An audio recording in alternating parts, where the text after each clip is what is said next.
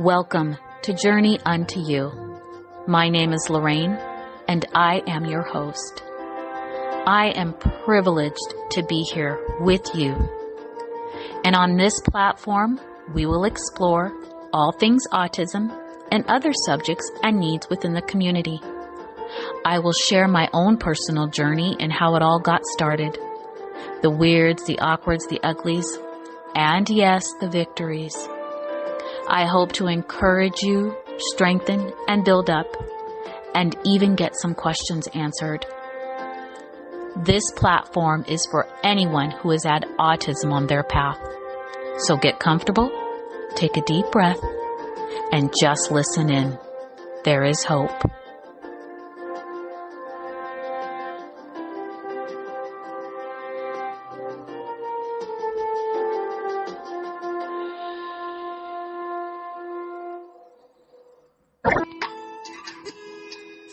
Welcome again to Journey Unto You.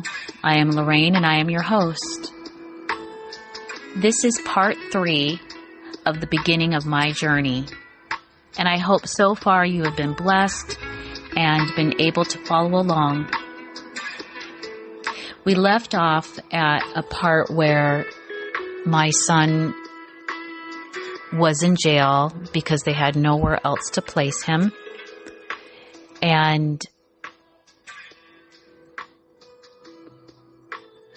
I remember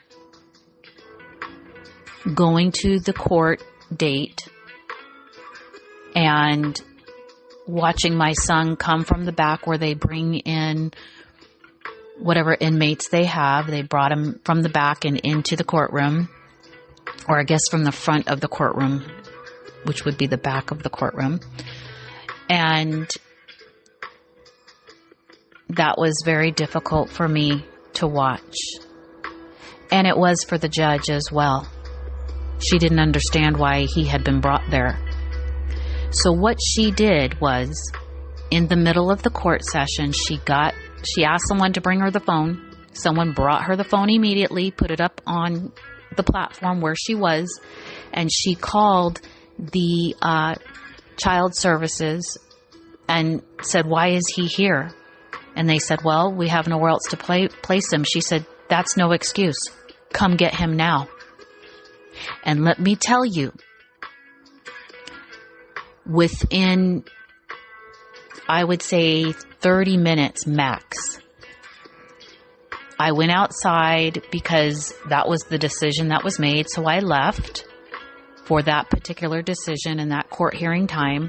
I walked out into the parking lot, and let me tell you, they were out there. That's how fast they came to get him and get him placed. So I was very grateful. For me, that was a victory because no, my son didn't belong there. And it was hard on him, and it's just not what he needed. And by this time, my son was extremely heavily medicated, and I'm telling you, to the point that eventually we had to just titrate him down because my son was so medicated he was drooling. And that's not uncommon within the medical field. But we had so many cooks in the kitchen, and nobody knew what to do with this child because he wasn't an atypical developing child. And yes, he had autism, but he also had some mental health components that were not getting addressed properly. And so we had to walk the course. At that time, the only option was to send him to his dad's house. And we got a wraparound team going in this particular location where I lived. And it was a lot. I wasn't living in the same city as his dad at that time. And so his dad had to come in, and we had this big meeting, and it was decided that he would go back to live with my former spouse and that they would support him with resources because he did full-time work. And it just wasn't safe in my home, and they really truly didn't have anywhere for him to go. And so that's what happened. He went to stay with my former spouse, and they got services to help support him because someone needed to be there before school and after school and all the things. I did eventually move to that same city where my former spouse was real shortly thereafter. We did try with the wraparound team, which is several services, trying to make this situation work. Even with small visits, my son still was very aggressive, yelling, breaking things, coming at us aggressively. And it was just too much with all of their efforts. And he was removed many times. But because of all of these situations that occurred, it did, in kind of a backdoor way, allow for other resources to happen. And part of that was because I was the mom who was very vocal. I kept pressing to the plow and saying, we need help. This isn't working. Instead of just, relying on the services to just do what they do. I kept knocking. I kept calling. And I wasn't inappropriately calling. I mean, all of it was relevant. But I also was very careful in how I spoke with all of the resources, because really at the end of the day, I needed their help. And he continued to live at my former spouse's house. During that time, because they couldn't keep him in a school setting, they did put him in the highest level of school setting because he couldn't be at a traditional school. Even the self-contained classrooms, he just couldn't do it. And I actually work with children right now who are close to that level.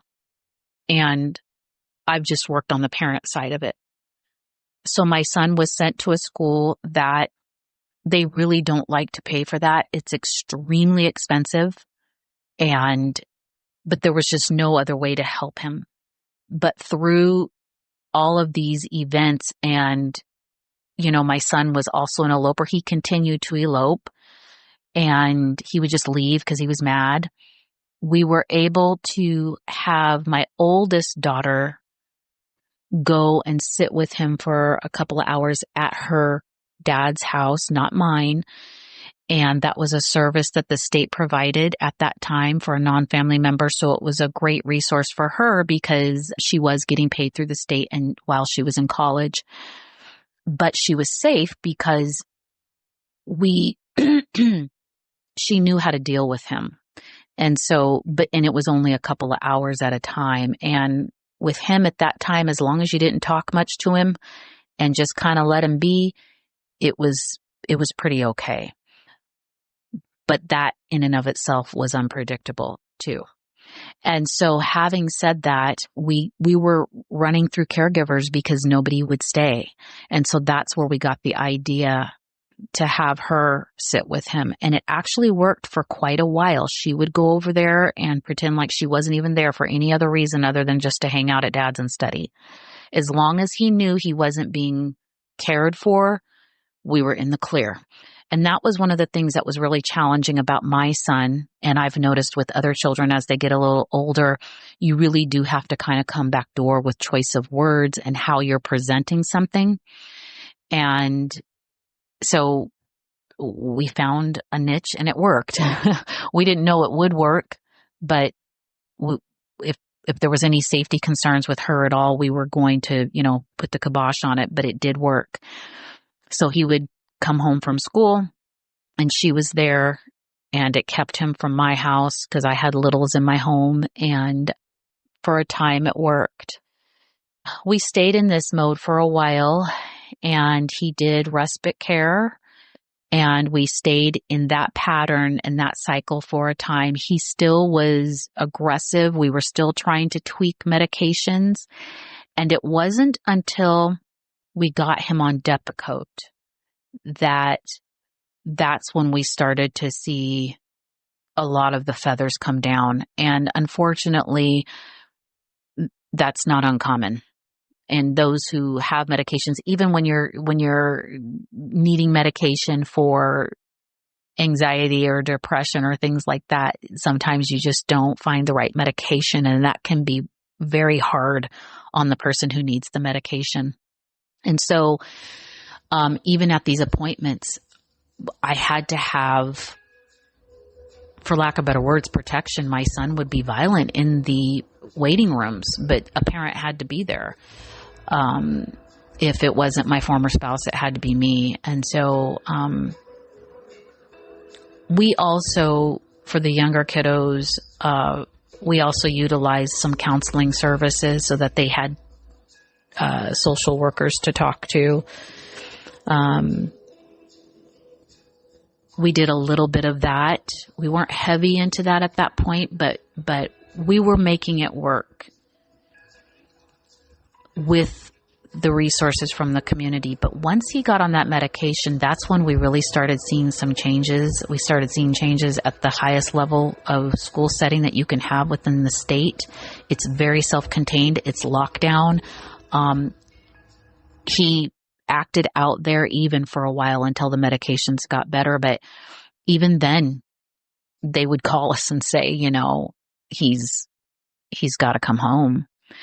And so eventually we figured out too that he would do things, because he was smart, he would do things to go home. So once we picked up on that, then we started having him go to a safe space at the school where he can just cool down and calm down. They gave him responsibilities at lunchtime, and sometimes these things work with children with these high level of needs, and sometimes they don't. I work in that you can have something that works great for a week, and then the next week it's a complete disaster. I don't really have too much on that. That's just the nature of what this looks like. And he eventually did begin to do well.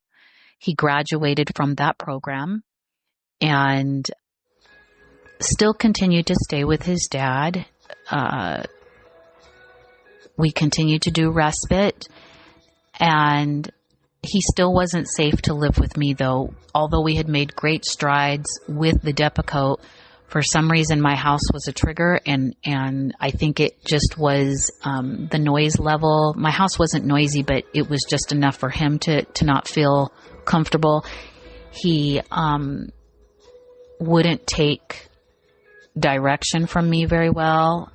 He would think people were saying things to him in the house that weren't. It was a little bit of crazy making. And so we were able to obtain a core waiver, where the state that we're from, that is what they call it. It's different from state to state, but it is basically a golden ticket to resources to help you have your child get the highest level of care that the state offers. And for us, that was permanent placement in a group setting, and a supported living situation. So because he was doing respite with a particular agency and had been for quite some time, once an opening came, they were very familiar with him and they received him very well. He is still with that agency, just in a different setting now. He didn't start off in a group setting. He started off with his own apartment with a roommate, and met another individual in that assisted living apartment complex that was very unwell and got him into a little bit of trouble, although everyone knew my son wasn't the gatekeeper of that. It was the other individual, because this individual had been there for many years and was known for doing the things that were going on. Property damage, destruction, a lot of chaos. He said, she said, things like that within the special needs community is about 10 times elevated than it would be in a typical situation. So we were still getting calls. However, these people were trained to deal with this. It got pretty bad, though, to where this individual was saying things about my son in an assaultive manner that were not true. And we didn't know how to break that up, because there was also romantic involvement, which is another fun subject matter that I hope to get into as well. When you have special needs children who are adults, who have love interests, and they have hormones and desires just like we do. Some could care less, but others don't. And even in the best of healthy situations, parents and guardians should be involved to some degree. That's not always the case, but if you're able to be involved, that's highly recommended. So law enforcement got involved in this situation. My son was moved to a group setting, which turned out to be better for him to get away from this individual. This individual was relentless in calling my son, and it just, basically this individual was stalking him. And we didn't understand the level of it because he wasn't living with me at that time. But we were getting phone calls to get permission so that they could handle it appropriately. Law enforcement, like I said, did get involved. And unfortunately, but fortunately, and this was another victory, because the situation became so hard for my son. And it wasn't that, we were sticking up for our son just because he was our son. He really was not guilty of the things that this individual was claiming. And that's one thing about myself and my former spouse, is that throughout this whole journey, we've never been the type of people that allowed for our son to just get away with things because he was our son. We've always supported the resources around us, and how can we help? We always wanted to help. We always wanted to get to the root. We always wanted to make sure that those that were helping us felt supported too. And that's just who we were. And we acknowledged and were not in denial about our son's behavior. It was embarrassing. It felt shameful at times. And I didn't like to talk about it. And sometimes even isolating. But it was what it was. And we knew that his behavior was not okay. We weren't one of those parents that said, oh, it's because of his disability that he's like this. Well, yeah, it is, but we still need to be held accountable. And that doesn't mean that everyone around him needs to pay consequences or be a part of the show because of what he's doing. So we really did try to figure out how can we make life even livable for him, because there was such a low quality of life because of the mental health piece. He did have diagnosis that I'm also a believer in, that there's always a spiritual component to things. And I will be touching on those in future podcasts, and I'm excited to talk about those things. But my son was diagnosed with bipolar and schizophrenia. And, those two are on a spectrum. Definitely a mood disorder. In addition to the autism, because autism in and of itself, while it's a disability and a mental health component to it, it doesn't necessarily mean that the child struggles with these other things. So I've seen lots and lots of different children with autism, and not all of them have that mental health component. Hormones also play a factor in some of these things as well, and what season that child is in and in development, and that can make it extremely difficult. And in our case, yes, that was true. So we moved our son to a group home. And when law enforcement was involved, we went through the hoops of mediation and all this, that, and the third. And mind you, I was a busy mom still. I was homeschooling and involved in a co-op, and I still had to run a ship. And I was doing it to the best of my ability. And to be honest, those were actually really good times for my other children. Once we kind of got this situation a little under control and out of their eyesight, we as parents were still dealing with it, but it was very minimized. And also the medicine played a factor as well. So what was decided with this legal situation and this individual was for this individual to put a restraining order on my son, which we all knew was bogus, but we agreed to it because what it did was it kept him from this person. And we were okay with that because we had exhausted all the other areas. And it worked. And he's been away from that situation for quite some time. And this individual still struggles with accusing other people of things. And it wasn't just my son. It was kind of that she was known for doing these things. So my son was able to move on and get focused again. He has been in counseling every day every week for years now, since we've placed him permanently in group setting. Now, mind you, when I use the word permanently, because my former spouse and I are his legal guardians, we can remove him from there at any time.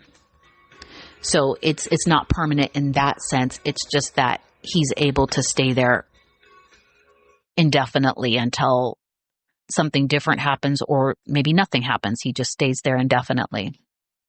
He does still come home for visits, primarily with his dad. I talk with him every 3 days over Zoom, FaceTime, and he was able to, because of things settling down and getting into a routine where he had full-time staff 7 days a week, 24 hours a day, and people working with him and who knew how to walk that path with these individuals. He was able to get a job coach and go through all those hoops. And now he works at a popular store, and he works 1 to 2 days a week, short shifts, anywhere from 2 to 4 hours. And he's doing great now. And of course, for time's sake, I did leave out a lot of things that went on during that time, but I know as this podcast develops and more questions are answered and more people join in, I will share some things that, just naturally come up.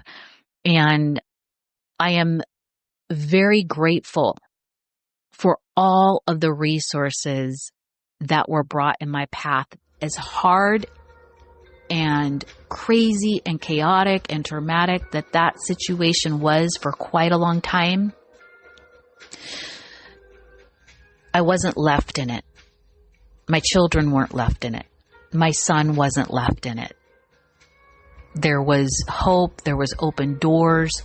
And again, I want to stress to any caregivers or parents who are in fact listening, I was that parent that remained consistent and attentive to the situation. I was faithful to it. In other words, I did what was required and above. I was very helpful and showed all these people that were helping us how grateful we were, because it was true. We weren't putting on. I was very grateful for their help, and my son was in a safe place, and he's still in that safe place. And these people are wonderful. They don't do anything with him without calling one of us first.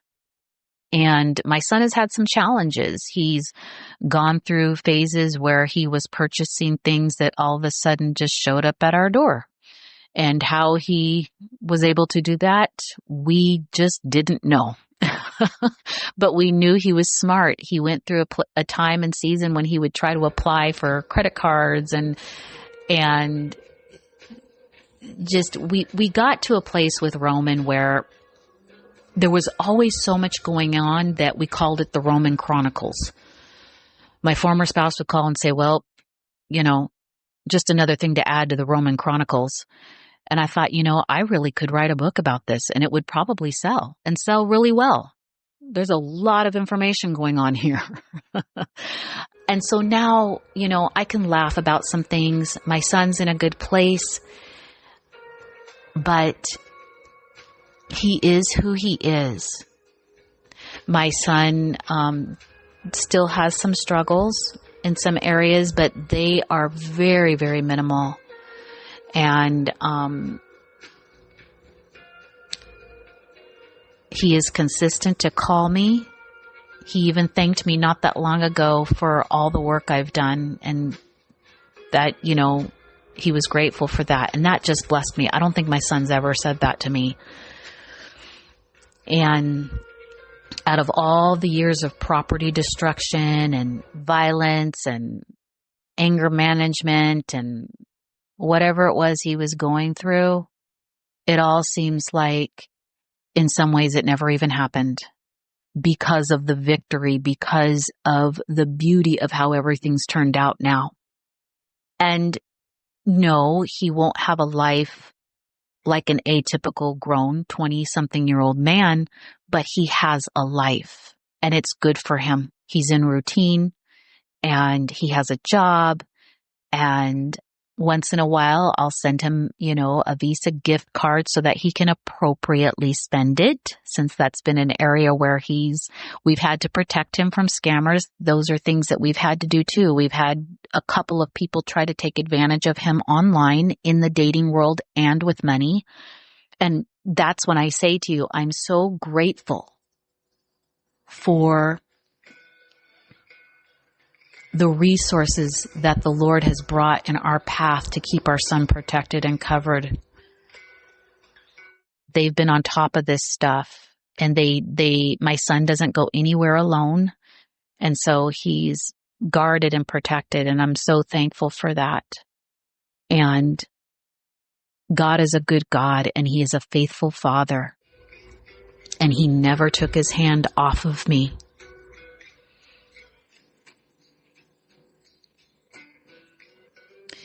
And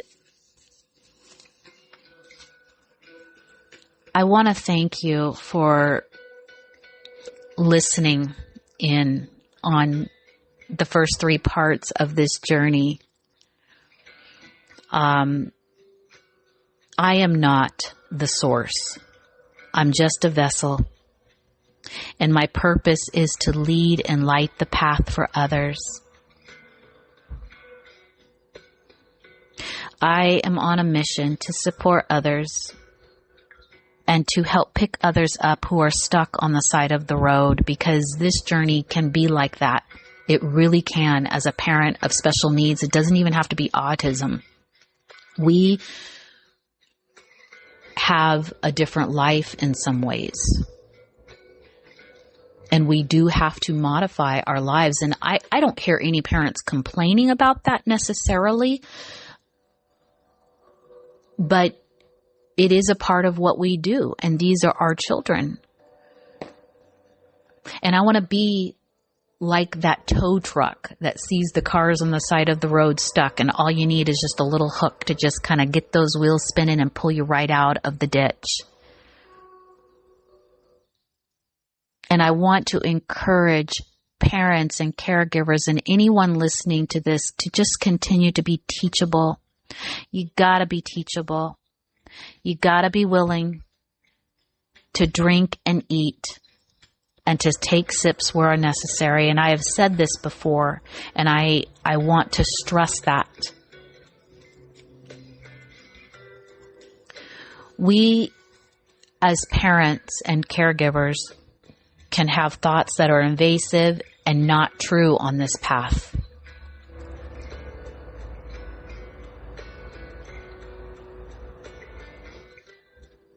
And I had to fight through those things. I had to fight through the criticism and judgments of others, which is very common. And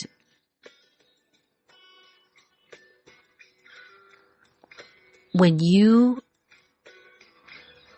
become a parent of a special needs child,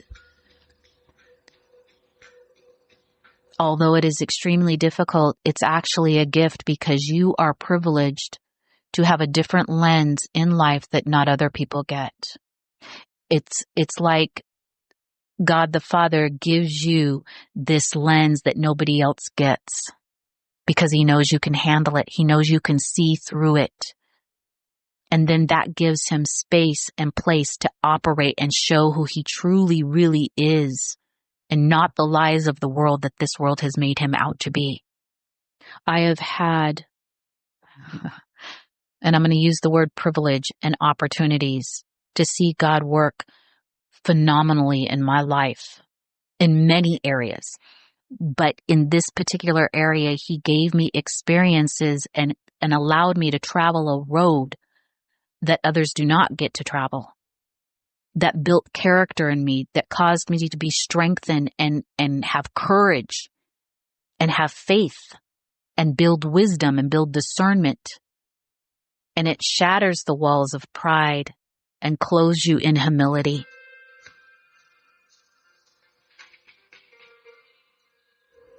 And it also causes you to be a wonderful listener, or at least you should be.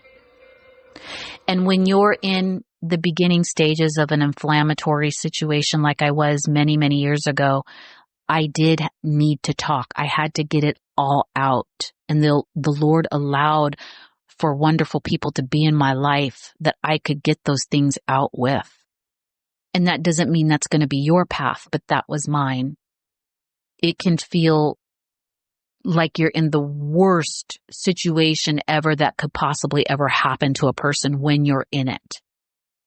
And God is faithful. He will send others to help you. He will, if you just ask. Thank you again. And I want you to know that you are loved, valued, and treasured by an infinite creator that designed you for purpose and your children with purpose. We may have the questions of, why did he allow this? Why would my child be? Why would the Lord give me someone like this? Why not you? And we live in a fallen, broken world. And I will tell you, as I get to going on this podcast, I'm going to peel back some layers and shine the light on some things that have nothing to do with blame on God at all. We live amongst evil, and there are intentional things being done to our culture and our society. And when you think about it, well, why is autism so common now? And it didn't used to be that it was very prevalent within the Black community, and now it's gotten more prevalent. Why? Why did it start off mostly with, and I'm just using layman's terms and titles just for the sake of this podcast, but suburban white families? Why was it mostly when it first started happening?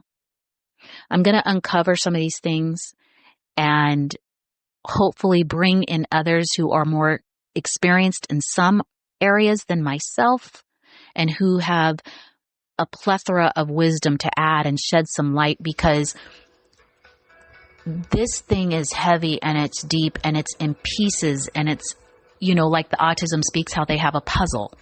Well, it is a little bit like a puzzle, but it's a puzzle that you need to be open to. And I hope to shed light on some of those things. Thank you again. And that concludes part 3 of the beginning of the journey. Have a wonderful, wonderful, blessed rest of your day.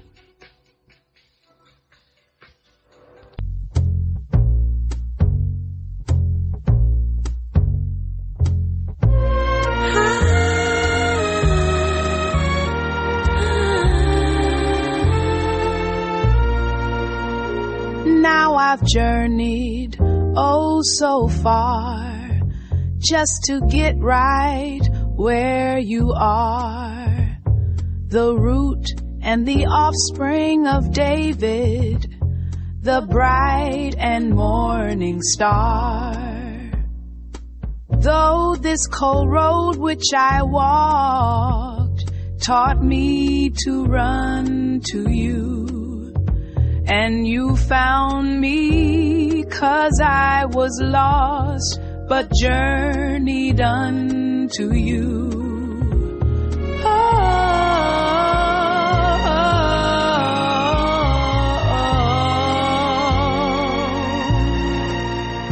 For all my battles you have fought, your word faithful and true. When it was comfort that I sought, my peace you did renew. Most of this cold road I walked, I was carried by you. Guide our talk and hearts and thoughts as we journey unto you. Jesus Christ, I thank you for all you brought me through. Help us to lead your children to journey unto you. And help us to lead all the children to journey unto